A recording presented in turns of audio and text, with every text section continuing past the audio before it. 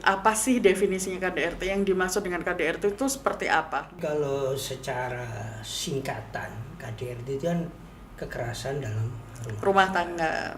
Tetapi dengan dibuatnya Undang-Undang Nomor 23, ya itu sebenarnya bukan hanya sekedar kekerasan dalam rumah tangga, tapi juga penghapusannya.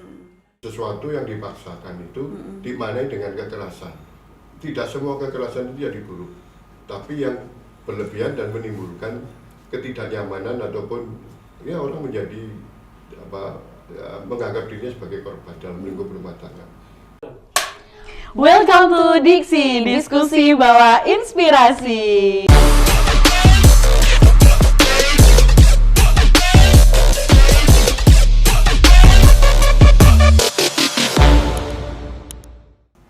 Welcome to Diksi, diskusi bawa inspirasi. Hai netizen, balik lagi sama episode podcast Diksi kali ini, yang pastinya podcast Diksi bawain diskusi yang selalu bawa inspirasi buat kalian. Nah, untuk narasumber kali ini netizen, yang pasti ada beberapa narasumber yang luar biasa sekali. Kita datangkan dua langsung narasumbernya, yaitu ada Pak Sumali dan Pak Bayu. Boleh tepuk tangan. Oke, pertama dari Pak Bayu terlebih dahulu. Pak Bayu, boleh diperkenalkan dulu nggak Pak Bayu ini sebagai apa? Ya. Bismillahirrahmanirrahim. Assalamualaikum warahmatullahi wabarakatuh. Nama saya Bayu Dwi Jatmiko. Kebetulan dalam kesempatan ini sebagai salah satu pengajar di Fakultas Hukum Universitas Muhammadiyah Malang. Bidang keahlian saya sebenarnya adalah hukum tata negara, tetapi karena sebagai akademisi di Universitas Muhammadiyah Malang, maka harus bisa menguasai berbagai bidang yang lain, termasuk yang ada kaitannya dengan hukum Islam. Karena di Universitas Muhammadiyah Malang semua bidang hukum positif harus bisa ditinjau dari sisi hukum Islam. Betul. Demikian barangkali. Oke, kalau Pak Sumali boleh diperkenalkan dulu Bapak? Ya, terima kasih. Sebelumnya saya ucapkan Waalaikumsalam dari untuk Mbak Firmi yang sudah berkenan mengundang saya. Saya perkenalkan, saya Sumali, dosen Fakultas Hukum Universitas Muhammadiyah Malang, dosen tetap. Kemudian pengalaman profesi, selain sebagai dosen juga sebagai mantan hakim ad hoc, dan yang terakhir menjadi advokat. Nah, itu kebetulan ada satu perkara yang masih sedang diselesaikan di Pengadilan Negeri Panjen, itu berkaitan dengan topik hari ini yang akan kita bicarakan. Betul. Nah, sebelumnya saya juga meminta maaf kalau saya nanti agak batuk-batuk sedikit karena ini masih kena flu, belum sembuh sama sekali. Terima kasih. Terima kasih banyak atas perkenalannya Pak Bayu dan Pak Sumali. Nah, netizen yang ada di rumah, kali ini kita akan bawakan diskusi yang dimana nanti yang sudah di-spill sedikit sama Pak Sumali, yaitu tentang KDRT. Nah, ngomongin tentang KDRT, apa sih menurut dua bapak ini ya, itu tentang KDRT. Apa sih definisinya KDRT? Yang dimaksud dengan KDRT itu seperti apa? Boleh dari Pak Bayu terlebih dahulu. Ya. Jadi kalau secara singkatan, KDRT itu kan kekerasan dalam rumah tangga. Tetapi dengan dibuatnya Undang-Undang Nomor 23, ya itu sebenarnya bukan hanya sekedar kekerasan dalam rumah tangga, tapi juga penghapusannya.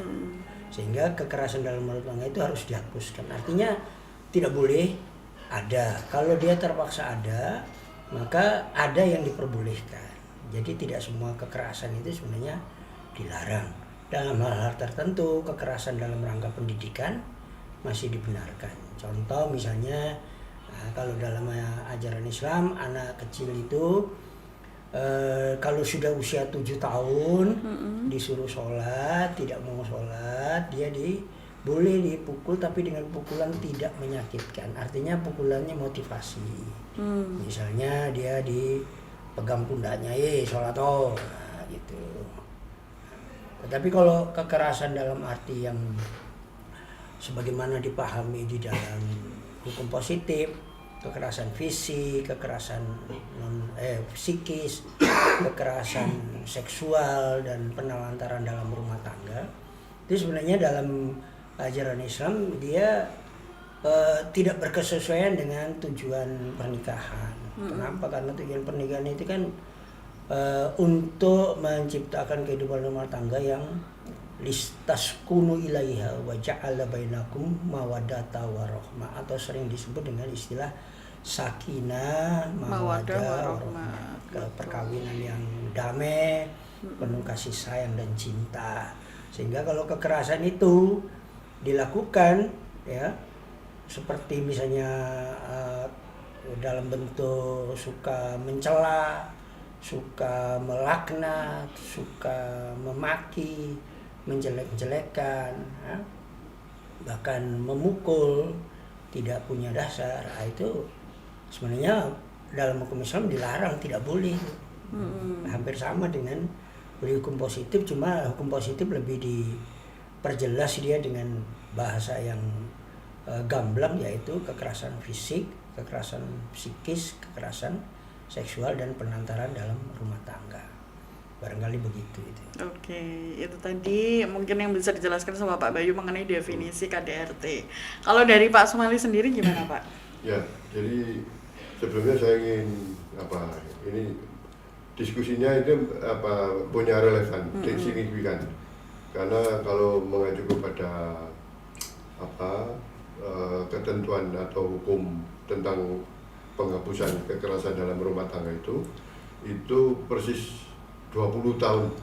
Jadi undang-undang ini lahir September tahun 2004. Nah, sekarang ini 20 tahun sudah dasawarsa. Dan waktunya juga tidak itu. Jadi ini momen yang tepat. Nah, saya tadi setuju dengan Pak Bayu. Cuma yang jadi tekanan dalam undang-undang ini kan tadi kekerasan fisik itu sebetulnya dibolehkan dalam agama, kekerasan seksual dan itu tapi yang dimaksud di sini lebih kepada upaya pemaksaan, sesuatu yang dipaksakan itu dimaknai dengan kekerasan. Tidak semua kekerasan itu jadi buruk, tapi yang berlebihan dan menimbulkan ketidaknyamanan ataupun ya orang menjadi menganggap dirinya sebagai korban dalam lingkup rumah tangga. Dan satu lagi, diksi dalam itu tidak selalu perbuatan pemaksaan secara fisik, seksual atau penelantaran itu artinya terjadi dalam rumah tangga. Bisa jadi di luar rumah tangga. Artinya dalam konsep ini, dalam rumah tangga itu adalah dimaksudkan dengan bahwa pelaku dengan korban itu ada relasi kekerabatan, apakah berdasarkan hubungan darah anak dengan orang tua atau kekerabatan semenda suami dengan istri. Bahkan yang menarik nanti kalau dikaitkan dengan ilmu hukum Islam, bahwa termasuk dalam lingkup korban dengan pelaku itu dalam konsep hubungan dalam rumah tangga adalah saudara sepersusuan. Itu menarik. Jadi kalau itu, tapi cuma ini aturannya ada, tapi di dalam realisasi implementasi itu kita tidak pernah dengar saudara sepersusuan, apakah itu sesama saudara itu terjadi itu tadi kekerasan atau pemaksaan, itu tidak pernah ada, cuma ya itu. Jadi itu tambahan sedikit dari saya. Baik, oke. Terus ngomongin tentang KDRT, banyak sekali ya KDRT itu ya namanya juga rumah tangga seperti itu. Nah, tentang KDRT yang seperti ini, yang misalnya dilakukan kekerasan kepada istrinya atau sebaliknya, kemudian bagaimana cara kita untuk mengetahui apa dasar hukumnya? Jadi di Indonesia ini diatur di mana sih sebenarnya KDRT itu? Boleh dijawab dulu sama Pak Sumali mengenai perspektifnya dari hukum Indonesia, begitu ya, Pak? Jadi secara formal Undang-Undang tentang penghapusan kekerasan dalam rumah tangga itu diatur di Undang-Undang Nomor 23 tahun 2004. Betul. Yang diterbitkan tanggal 22 September tahun 2004. Itu yang menjadi rujukan utamanya. Nah nanti ada ketentuan turunannya, apakah peraturan pemerintah dan lain sebagainya. Jadi alasan kenapa atau rasio legis undang-undang ini dilahirkan, salah satunya adalah tadi untuk menghilangkan kekerasan yang terjadi di rumah tangga, karena itu satu fenomena yang tidak baik bagi upaya untuk mewujudkan warga negara Indonesia itu punya rumah tangga yang harmonis, pembina dan sebagainya. Yang kedua tentu saja berkaitan dengan bahwa apa yang ada di dalam KUHP itu persoalan kekerasan dalam rumah tangga itu seolah-olah menjadi urusan keluarga yang atau domestik yang orang publik tidak bisa masuk. Nah, itulah kemudian lahir undang-undang ini. Bagaimana kalau terjadi kekerasan dalam rumah tangga, itu tetangga atau orang lain yang mengetahui peristiwa itu bisa ikut membantu korban atau membantu korban yang fisik atau melereh atau apa, tanpa kemudian dipersoalkan oleh pelaku misalnya. Ini urusan rumah tangga, Anda tidak boleh ikut. Nah, undang-undang ini mencoba masuk ke situ. Jadi kekerasan dalam rumah tangga tidak lagi menjadi sebatas urusan domestik, tapi publik juga bisa masuk tentu dengan situ. pembatasan tertentu. Nah, saya kira itu alasan utamanya. Oke. Kalau menurut dari Pak Bayu, dari hukum Islamnya, bagaimana Pak tentang dasar hukum mengatur KDRT di Indonesia? Jadi kalau kita berangkat kepada misalnya di Al-Quran ya, di Al-Quran itu diharamkan perbuatan keji. Misalnya sesungguhnya Allah innama harrama rabbiyal fawahisha ma dzahara minha wa ma batan. Sesungguhnya Allah itu mengharamkan perbuatan yang keji, apakah itu yang nyata maupun yang tersembunyi. Perbuatan keji itu fahisha itu misalnya apa? Mencela, memaki, kalau pakai anggota badan ini misalnya memukul, menempeleng, menendang, menyakiti badan. Kalau dia baton tersembunyi itu menyakiti jiwa dengan cara memaki-maki, mengolok-olok. Ya. Kemudian kikir medit itu, itu juga termasuk perbuatan keji, ya, tidak memberikan nafkah sebagaimana yang seharusnya.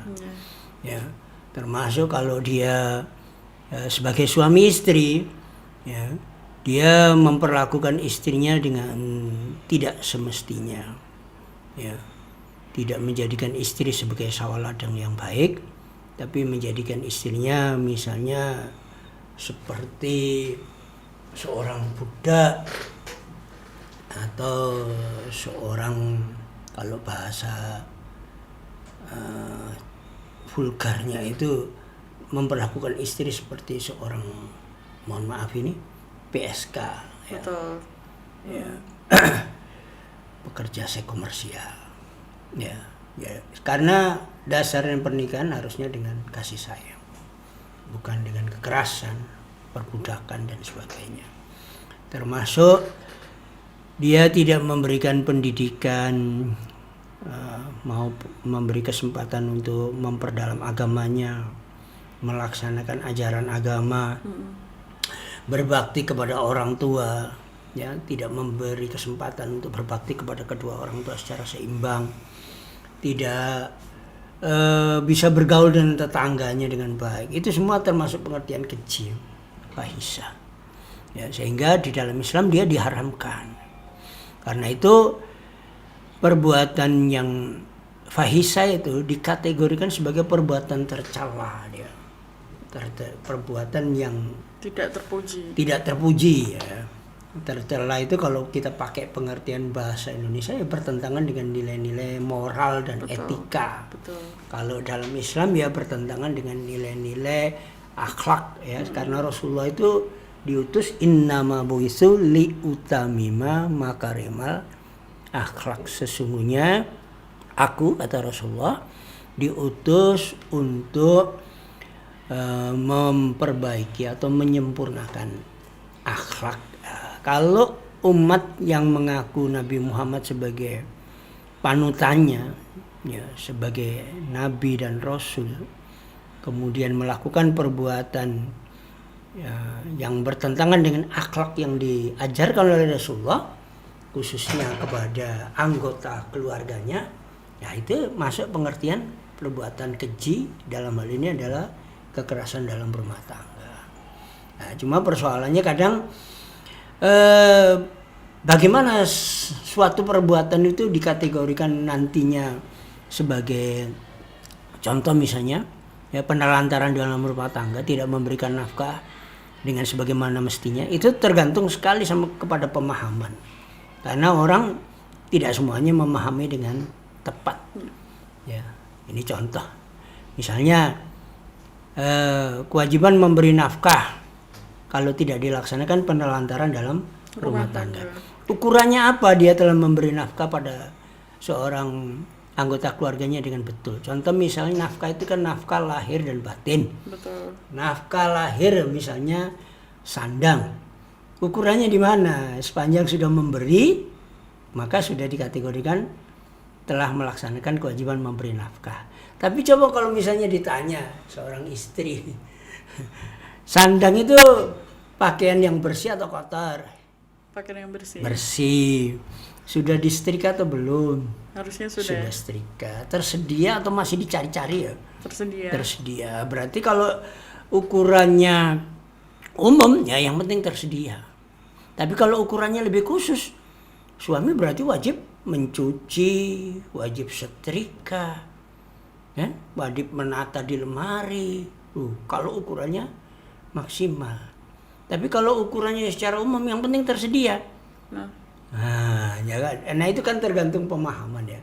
Betul. Nah, ada seseorang menganggap yang penting sudah tersedia di rumah sudah cukup, dia sudah melaksanakan. Tapi ada yang lain, kalau disuruh setrika, suruh mencuci, wah dia dianggap, wah saya dinikahi bukan untuk dijadikan pembantu rumah tangga. Betul. Nah, sehingga dia kalau disuruh itu dianggap diperbudak. Nah, padahal tergantung pemahamannya. Kalau dia memahaminya itu bukan diperbudak, tapi memahaminya saya cinta kepada suami saya. Saya akan memberikan yang terbaik walaupun tidak disuruh. Saya akan berusaha menyediakan pakaian untuk suami saya. Saya cuci, saya setrika sebagai istri. Kasih sayang itu bukan memperbudak. Ya, bukan suami tidak melaksanakan tugasnya memberi nafkah, tapi memang memahami apakah itu termasuk memberi nafkah atau menelantarkan dalam rumah tangga sangat tergantung kepada pemahaman, ya. Dan soal rasa. Ya.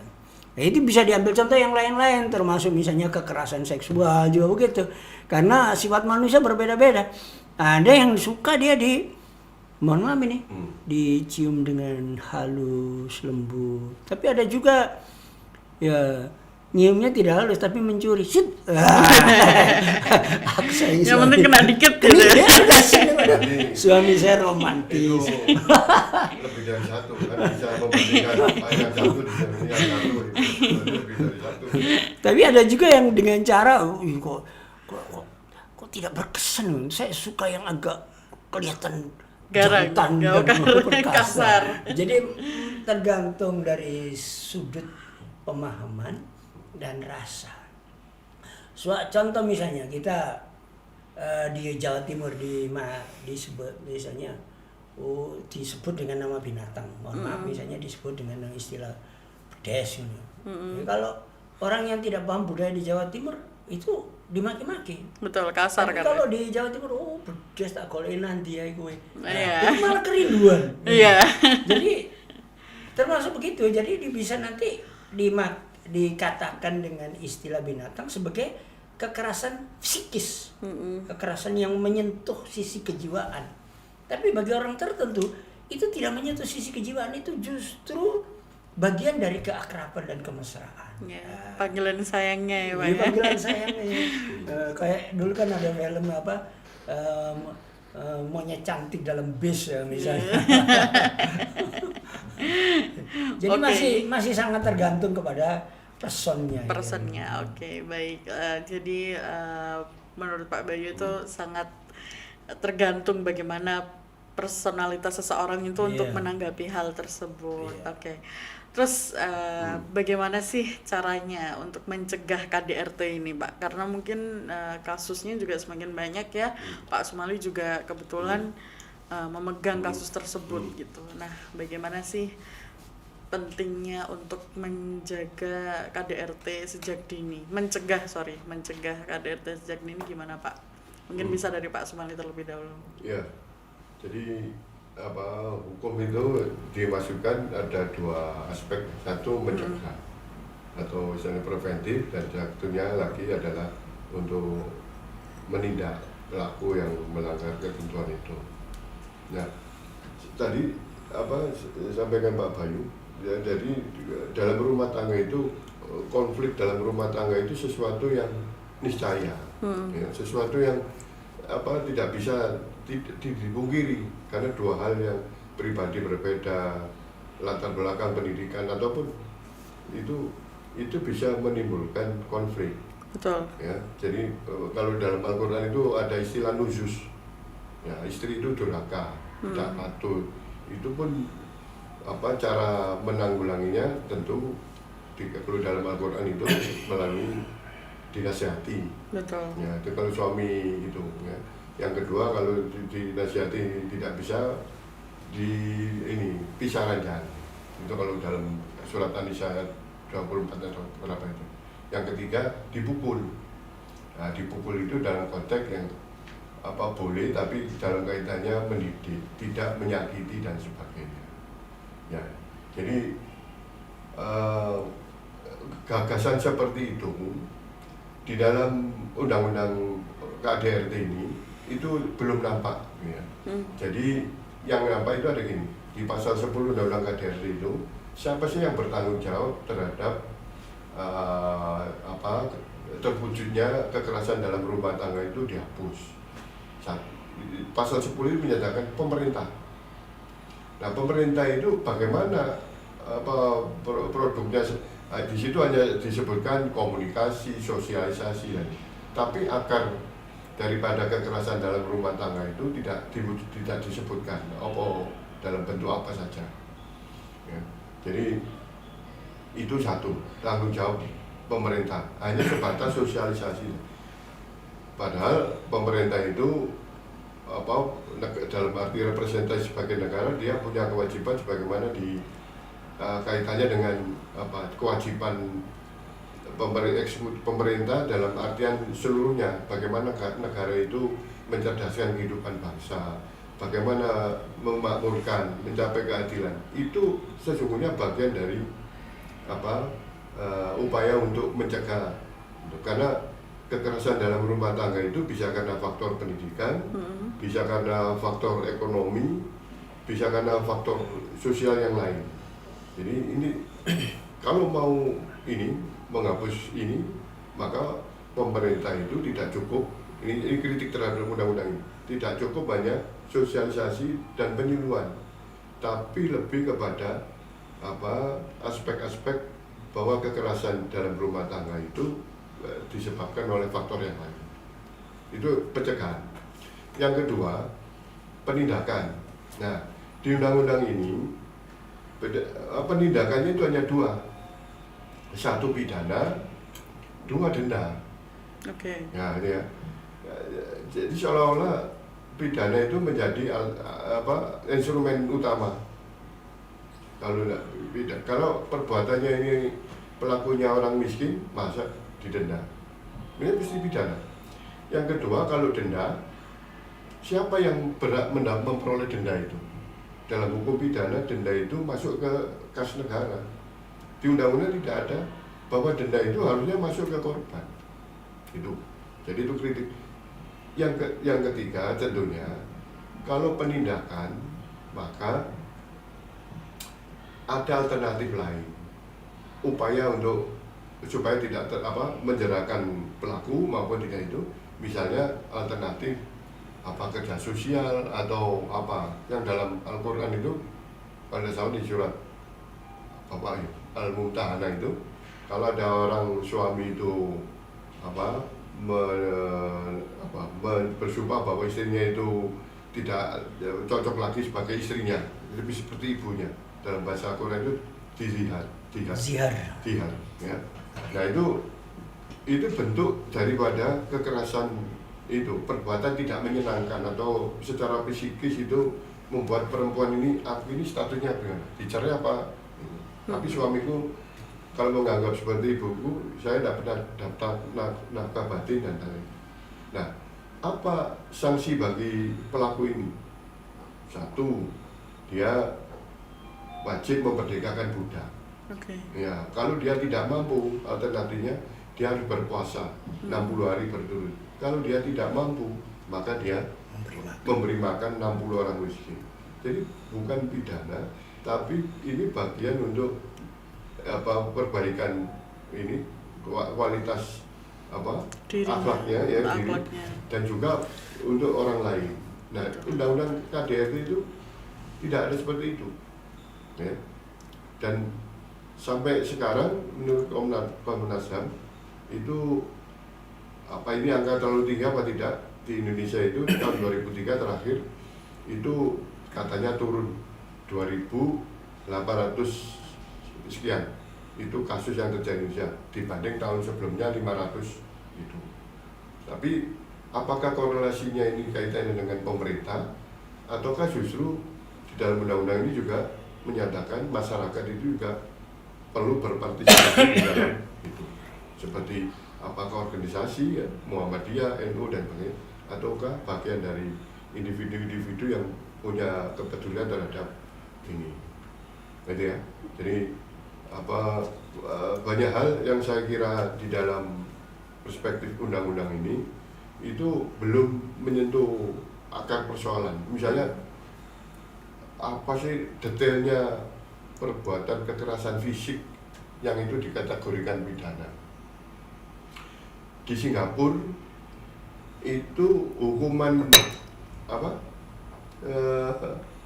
cambuk itu masih boleh, bahkan guru terhadap murid itu boleh dengan syarat ini memang tindakan yang diperlukan memang harus itu.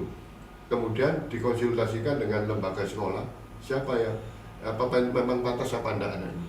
Nah, berapa kali dipukul rotan dengan itu. Dan itu dulu Perdana Menterinya itu Lee Kuan Yew waktu itu menyatakan justru dengan metode penghukuman seperti ini bangsa kami menjadi bangsa yang disiplin. Nah, di Indonesia tidak. Jadi ikut-ikutan orang Barat yang kalau dia lacak filosofi undang-undang kekerasan dalam rumah tangga itu juga tidak salah satunya adalah mazhab feminisme. Perempuan itu tidak boleh diperlakukan ini, harus sederajat dan sebagainya. Nah, itu. Tapi satu sisi undang-undang ini mengenal sumber hukum Islam dari saudara sesusuan. Jadi kalau hukum itu sumbernya itu gado-gado atau istilahnya hibrida, itu justru hukum yang tidak baik. Nah ini kritiknya. Jadi hukum itu kalau memang mayoritas muslim di sini adalah bagian sasaran undang-undang ini, maka harusnya sumber hukumnya di sana. Oke, begitu kalau dari Pak Sumali. Kalau dari Pak Bayu sendiri bagaimana Pak? Sebenarnya Pak Sumali itu tadi sudah menyebutkan solusi dari sisi hukum Islam karena menyebutkan dari surat Al-Mumtahanah itu surat ke-60.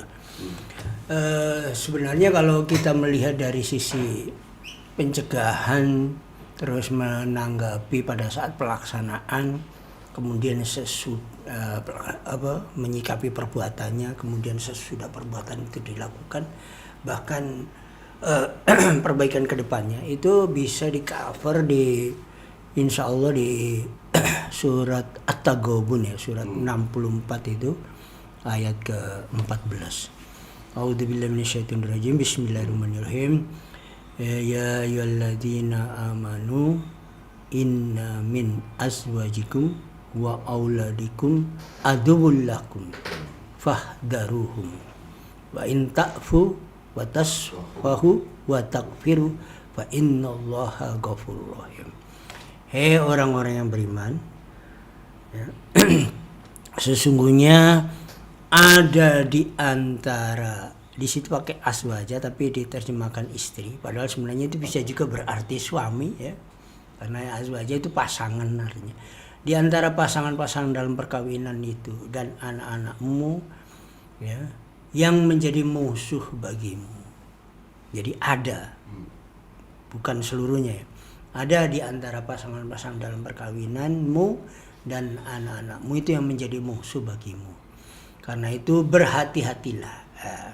Berhati-hatilah. Berhati-hati ini kalimatnya adalah pencegahan dia. Ya, supaya kita mempersiapkan kondisi kehidupan rumah tangga. Berhati-hati itu yang mulai dari memilih pasangan perkawinan. Ya, itu berhati-hati dalam mencegah. Kemudian setelah memiliki anak, ya dengan mendidik anaknya sebaik-baiknya, itu ya berhati-hati dia mencegah. Kalau sudah terjadi, sudah punya pasangan, punya suami, punya istri, kemudian punya anak, kemudian istri dan anaknya itu menjadi musuh, dalam hal ini adalah menjadi fitnah, ya. Fitnah itu kan cobaan. Betul. Innama amwalukum wa auladukum fitnah. Jadi sesungguhnya dia menjadi cobaan dalam kehidupan rumah tangga. Maka kita di situ tuh ada proses di situ, ya, ya, proses hukum. Nah di situ ada kesempatan pada saat proses hukum dilangsungkan, itu ada kesempatan lo wa in ta'fu, kalau kau memaafkan. Jadi prosesnya cukup diselesaikan dalam rumah tangga, tidak dilimpahkan ke, kalau di Indonesia itu ke penegak hukum, misalnya ke kantor polisi, ya, laporan KDRT, laporan polisi, kemudian dilanjutkan sampai dakwaan dan pemeriksaan di pengadilan dan diputus oleh hakim yang nanti menjadi dasar putusan hakim tentang terjadinya KDRT itu untuk dijadikan salah satu pertimbangan di dalam permohonan gugatan cerai yang bisa diajukan oleh salah satu pihak di pengadilan agama. Ya. Tapi kalau wa in ta'fu, kalau kau memaafkan, prosesnya tidak dilanjutkan. Ya, diselesaikan situ, diselesaikan dalam rumah tangga. Tapi kalau tidak bersedia memaafkan karena memang akibatnya, ya, dan efeknya secara kejiwaan maupun fisik itu demikian besar, ya salah satunya yang dilakukan oleh Pak Sumali tadi itu, ya, dari sisi Islam. Tapi walaupun dari sisi kompositif ya dia dijatuhi hukuman sebagaimana yang ditentukan, hukuman penjara dia. Bahkan kalau dilanjutkan dia bisa menjadi dasar bagi diambilnya putusan oleh hakim pengadilan agama pada waktu mengadili permohonan cerai gugat maupun cerai talak. Ya. Nanti Pak Sumali bisa menjelaskan itu di proses di pengadilan agama memang ada itu. Salah satu penyebab diputusnya perkawinan itu karena adanya KDRT. Nah, tapi kalau kemudian bisa memaafkan, proses tidak dilanjutkan, ada tindak lanjutnya di sini. Watasfahu, dan kamu harus menyantuninya. Ya, jadi menyantuni itu ya butuhnya apa diberi, misalnya dia penelantaran rumah tangga, kekurangan biaya makan, pendidikan, kesehatan, ya diberi. Ya. Nah, siapa yang berkelebihan di situ tidak menyebutkan dia harus suami atau harus istri. Siapa saja yang punya kelebihan, toh yang diberi itu juga adalah pasangan perkawinan. Dasarnya perkawinan kan kalau kita pakai hukum perkawinan Indonesia itu yaitu hubungan lahir batin antara seorang laki-laki dan seorang wanita untuk membentuk rumah tangga yang bahagia. Ya. Maka dia disantuni. Ya, disantuni itu tidak sekedar fisik, bisa juga non fisik, misalnya diberi nasihat, itu juga disantuni. Nah, itu proses setelah tidak bisa memaafkan, atau proses setelah memaafkan kemudian menempuh prosedur verbal tadi itu. Kalau setelah menyantuni apa lagi? Dia hendaknya dihapus dari ingatan. Apa? Watakfiru, dan diampuni. Kalau tadi ain takfu, kamu memaafkan, kamu menyantuni, kamu mengampuni. Jadi maaf dengan yang terakhir tadi ampun itu berbeda. Ya, kalau ampun itu ada konsekuensinya dia. Ya, diampuni itu ada konsekuensi lanjutannya. Ya apa? Ya tidak lagi mencatatnya sebagai satu kesalahan, tidak usah diungkit-ungkit. Bahasanya diingat-ingat lagi. Kuwi wingenane mari ngene, wah itu membuat luka ya. Jadi tidak usah diingat-ingat lagi. Ya, karena kalimat terakhirnya innallaha ghafurur rahim, sesungguhnya Allah Maha Pengampun dan Pengasih. Mengampuni dan mengasihi. Artinya tidak mencatat setiap perbuatannya sebagai perbuatan salah lagi. Ada pengertian di situ. Ya. Kemarin tidak bisa memberi saya nafkah karena saat itu memang dia habis di PHK. Dia tidak bisa memberi saya penuh karena sebagian diberikan kepada misalnya seorang laki-laki, dia tetap harus berbakti kepada orang tuanya, dia memberikan sebagian kepada orang tua ya. Kalau dia melakukan misalnya kekerasan fisik, kemarin itu pengaruh pergaulan ya. Sekarang kan sudah sadar dia. Sebab kalau kita tidak pandai memaafkan, isinya hanya mengingat kesalahan orang lain, siapa sih di dunia ini yang tidak pernah berlaku salah? Betul Pak. Nah, sudah waktunya kita pandai memaafkan, karena kalau kita pandai memaafkan, Allah Maha lebih pemaaf kepada kita. Tapi kalau kita selalu dendam, apa kita siap untuk menanggung azab atas segala dosa kita ya. Karena itu kalimat terakhirnya itu watakfiru ya, innallaha ghafurur rahim. Nah, ini solusinya di surat At-Taghabun ayat 14 itu menurut saya. Dalam bentuk pencegahan yang lain misalnya ya. Misalnya kalau kita melihat surat Al-Hujurat misalnya, ya ayyuhalladzina amanu la tashqaru qaumin asa ayyakunu khairan minhum wala nisa'um min nisa'in asa ayyakunu khairan minhunna wala talbisu anfusakum wala tanazaw bil alqab salisqul fusukul badal iman. Yang contoh misalnya ya, orang-orang yang beriman, tidaklah satu kaum tidak mengolok-olok kaum yang lain. Boleh jadi kaum laki-laki yang diolok itu lebih baik daripada kaum laki-laki yang lain. Dan janganlah wanita itu mengolok-olok kaum wanita yang lain. Boleh jadi wanita yang diolok-olok itu lebih baik daripada yang mengolok-olok. Jangan memberikan panggilan yang buruk, panggilan yang tidak disukai ya. Karena sesungguhnya panggilan yang tidak bagus itu panggilan setelah beriman ya. Hendaknya dipanggil itu yang baik. Misalnya namanya itu sudah baik, dipanggil tidak baik. Kalau dipanggil dengan panggilan lain tapi lebih baik, enggak apa-apa. Contoh misalnya nama saya katakanlah Dwi gitu. Dipanggil Dwi itu ya sing tambah itu duit. Menyenangkan. Tapi kalau panggilnya Dwi gak cocok sama Dwi lurus. Luru tambah luru muakeh. Menjadi tidak menyenangkan. Jadi panggilan yang tidak menyenangkan atau mengolok-olok yang tidak disukai tidak diperbolehkan. Itu pencegahan. Ya, termasuk melakukan perbuatan juga tidak boleh yang tidak disukai. Kalau perbuatan itu disukai oleh dia, makanya butuh komunikasi dalam rumah tangga itu. Seperti saya dan Pak Sumali misalnya. Saya lihat Pak Sumali tak lirik-lirik begini, dia seneng. Saya dilihat dengan cara dilirik. Tapi kalau yang tidak, apa ngelirik sih nggak seneng kan? Kita mau ngelirik aku, opo? Aku salah aku opo? Karena itu butuh komunikasi. Karena lirikan matamu tidak selalu menarik hati. Ya. Ada lirikan mata itu ditafsirkan sebagai negatif. Karena itu dalam rumah tangga itu solusinya itu harus banyak komunikasi. Komunikasi paling penting lah. Paling penting itu ya. Itu menurut saya. Betul, luar biasa sekali ya Pak pembahasan ini. Saya yang belum nikah jadi banyak belajar. Gitu Amin, saya bener. akan segera menikah, dapat Amin. suami yang soleh Amin. dan penuh cinta pada dirimu. Amin, Masya Allah. Tapi kita lanjutkan dulu ya Laptizen. Jadi ada beberapa pertanyaan dari Laptizen juga Pak yang sudah masuk ke kami, ada di question box yang akan ditayangkan di TV. Oke, langsung aja kita cek pertanyaan dari siapa? Dari @gunputra A2, bagaimana cara melibatkan generasi muda dalam upaya pencegahan KDRT melalui pemahaman keagamaan dan kesadaran hukum di Indonesia? Jadi misalnya kayak Birini nih, kan generasi muda nih Pak. Gimana sih caranya untuk melibatkan Birini untuk pencegahan KDRT? Ya.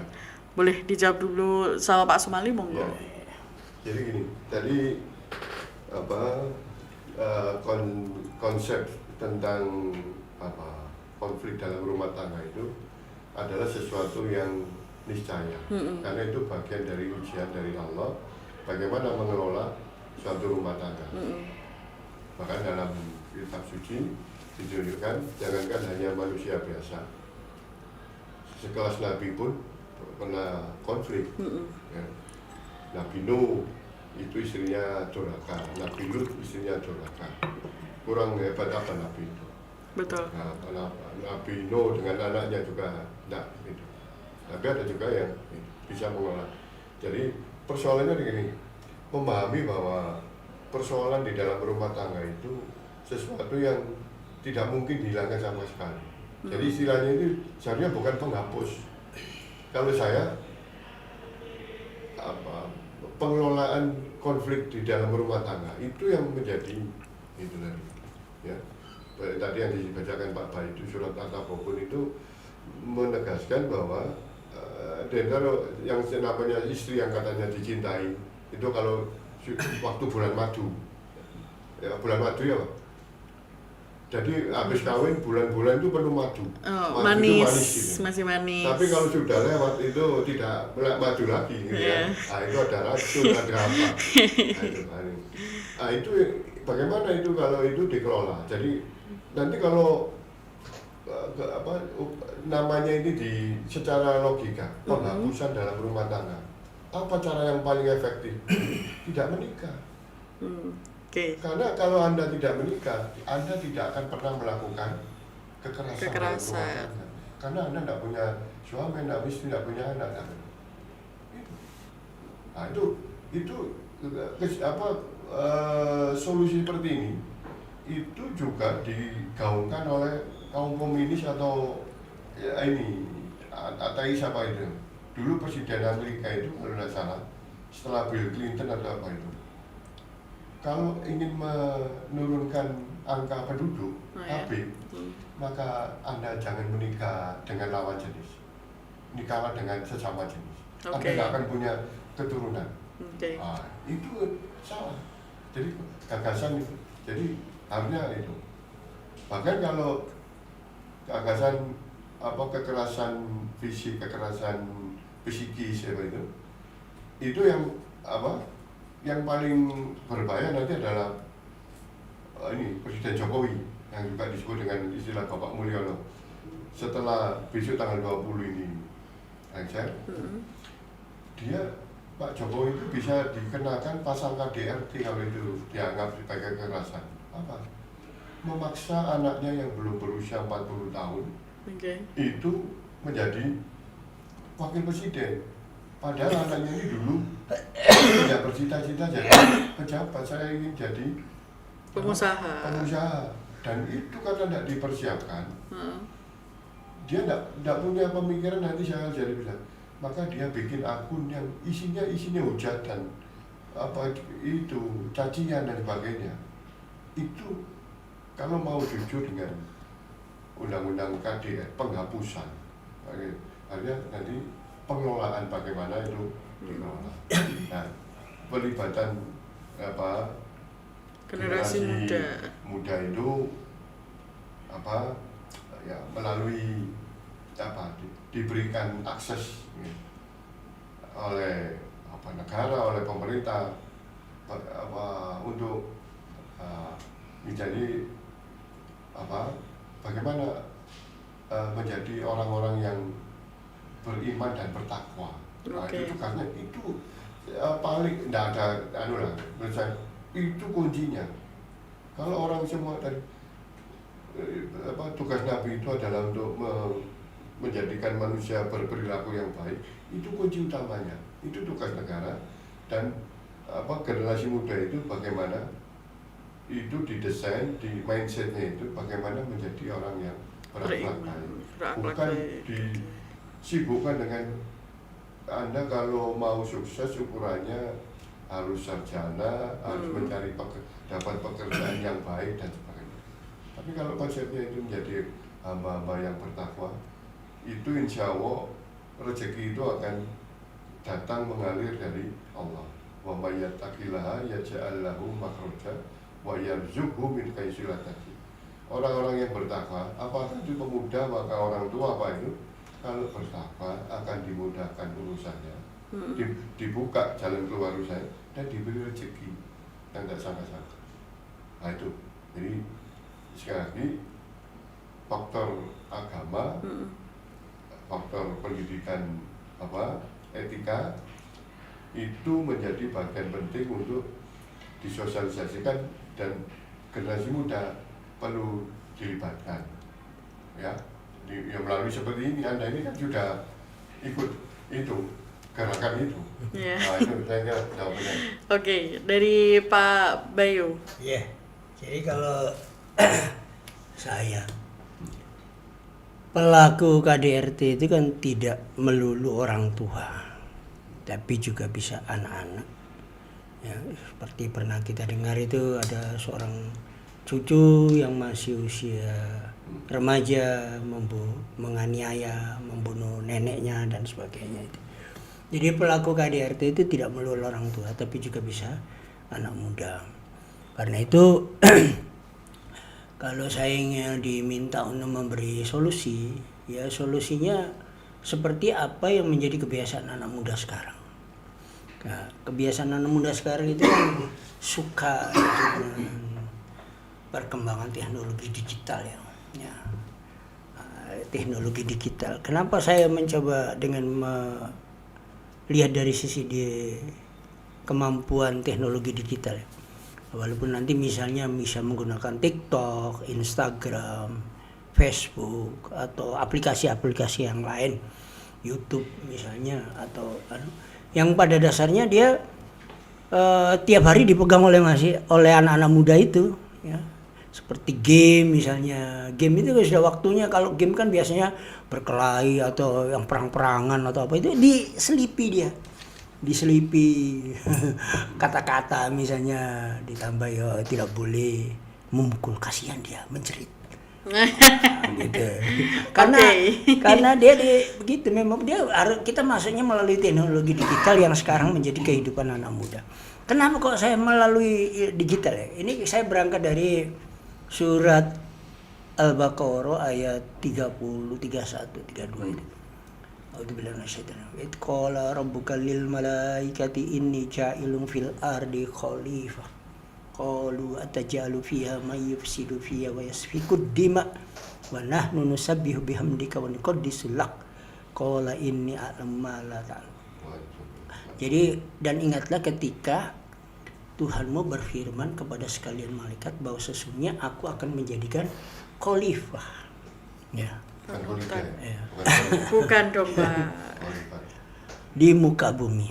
Nah, sekalian malaikat waktu itu, ya, malaikat itu kan pemahaman kita kan hebat dia ya.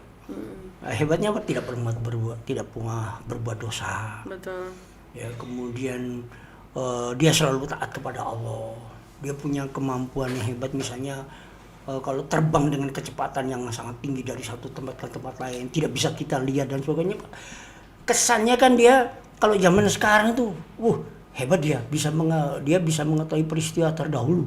Nah, kalau sekarang mungkin pakai rekaman, pakai video, ya bisa mengingat, punya base data. Wah, masa lalu diklik gitu dia tahu semua.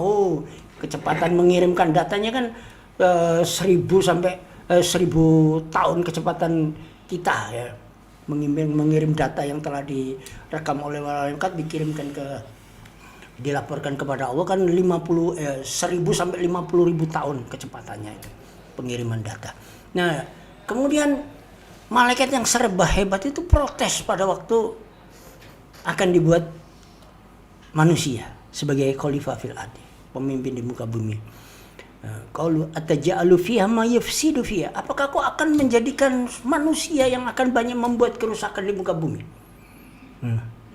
Wa yasfiku dima, dan banyak melakukan pertumpahan darah, perang. Seperti sekarang itu kalau Israel aja dalam 1 tahun contohnya membunuh 42.000 orang lebih dalam waktu 1 tahun. Ya. Jadi pertumpahan darah itu sudah diprediksi oleh malaikat. Yasiku dia wa nahnu nusabbihu bihamdika wa nuqaddisu lak, padahal kami selalu bertasbih dan memasucikan engkau. Ya, tapi protesnya malaikat tadi dijawab oleh Allah, inni a'lamu ma la ta'lamun. Sesungguhnya aku mengetahui apa yang engkau tidak ketahui. Salah satunya apa? Falamma inni a'lamu ma la ta'lamun. Falamma kemudian Allah mengajarkan kepada Adam nama-nama alam semesta. Kemudian Adam itu ditampilkan ke hadapan para malaikat. Terus para malaikat diminta untuk menyebutkan semua nama alam-alam semesta. Ya. Malaikat menjawab la ilma lana illa ma 'allamtana. Tapi Adam mampu menyebutkan seluruhnya. Jadi untuk meredam berbagai perbuatan angkara murka itu kuncinya melalui ilmu pengetahuan. Kalau sekarang ya melalui penyebarluasan ilmu pengetahuan menggunakan kemampuan teknologi digital.